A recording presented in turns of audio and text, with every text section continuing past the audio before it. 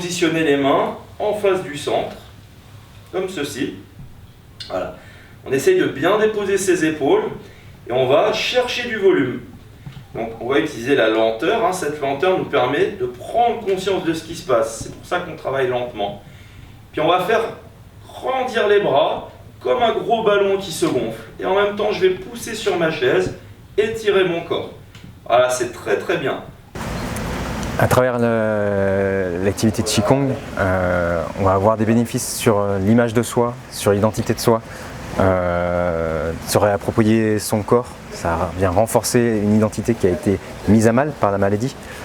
Et on va avoir un impact aussi au niveau collectif, à travers le lien social, les jeux d'identification. On appartient à un groupe, à un collectif. Là, on a un impact, un collectif qui se retrouve sur la même maladie. C'est important, ça, cette identité collective, et qui pour le coup est positive à travers cette activité. Ouais, le coude passe devant, ça c'est très bien. Le dos de la main sur les lombaires, c'est parti. On tourne le corps, la colonne, les épaules, les cervicales, on regarde derrière. On reste un peu. On fait bouger sa taille pour regarder derrière sans se pencher. On reste droit. Derrière soi. On regarde derrière soi. Donc depuis que cette pratique a commencé, ce qui est impressionnant, c'est leur envie de revenir à chaque fois. Le bénéfice que ça peut donner après, le calme que ça leur apporte, le fait de pouvoir enfin se réapproprier leur corps, ce qui est très compliqué dans cette maladie. Et enfin, ils peuvent le commander à nouveau pendant 3/4 d'heure. Et le bénéfice qu'il y a après, notamment au niveau des repas. On a pu voir chez une personne qui tremblait énormément, ou dont on devait l'accompagner au niveau du repas, même lui donner à manger.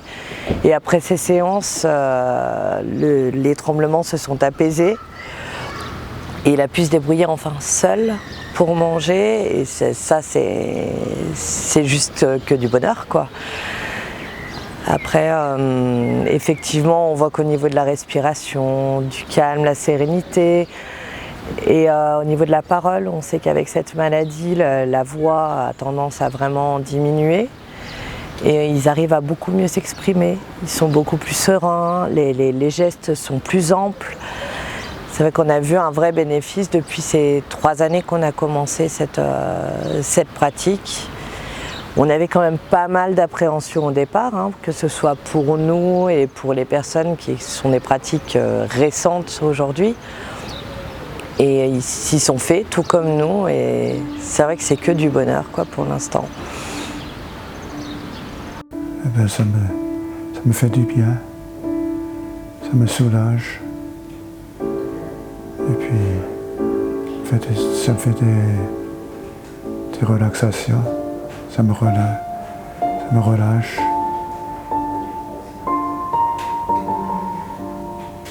Parce que je me trouve bien ici.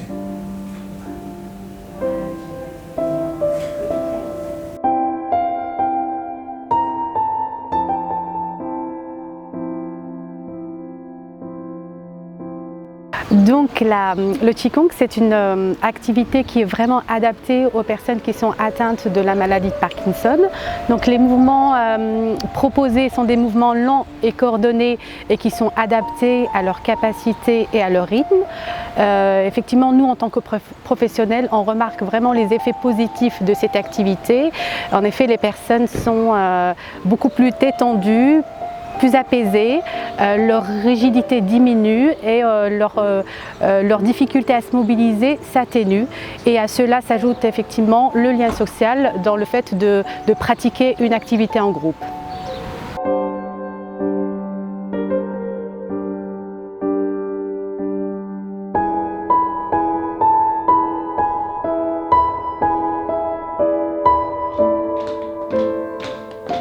Excellent, excellent, c'est très bien. Un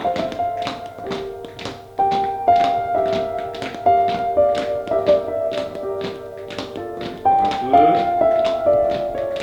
Voilà. On lève un peu plus haut le genou.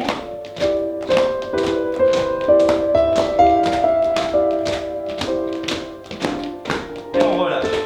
Maintenant, le plus vite possible.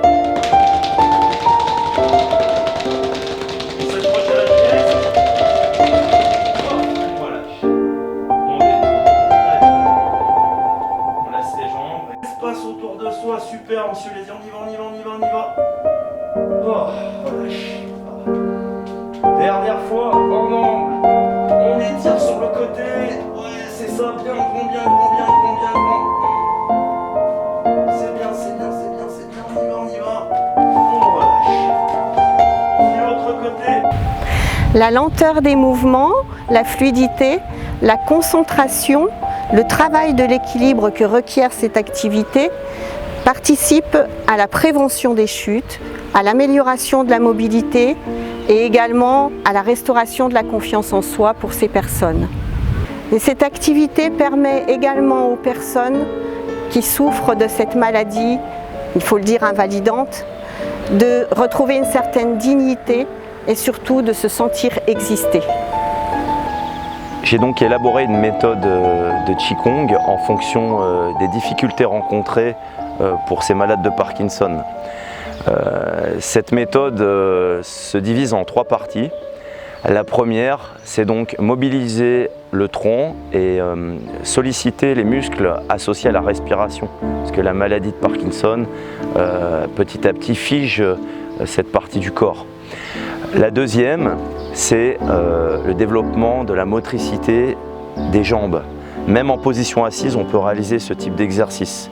Et évidemment, si les personnes sont encore aptes à marcher, on peut également proposer des marches conscientes. Et dans un ensemble, il est important aussi de travailler tous les liens avec le système nerveux, notamment des exercices avec les mains, des exercices de coordination qui permettent de conserver cette possibilité d'utiliser son corps et de se le réapproprier, ce qui favorise également une meilleure confiance en soi. La méthode de Qigong que l'on vous propose, projet qu'on a appelé l'espoir en mouvement, est un véritable outil au service de l'accompagnement des personnes âgées, que ce soit sur des problématiques liées à la maladie de Parkinson, on pourrait parler de la maladie de l'Alzheimer, mais d'une manière générale pour accompagner le vieillissement, prévenir des chutes et redonner du mouvement à nos aînés. Si cette initiative vous plaît, n'hésitez pas à vous rapprocher de nos structures porteuses de ce projet, Budo-Attitude pour la Savoie, Culture Chi en Isère.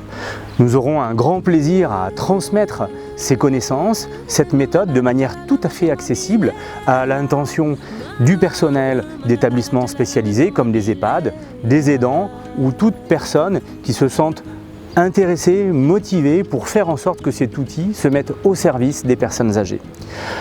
Merci pour votre attention et l'intérêt que vous porterez à ce projet. À bientôt.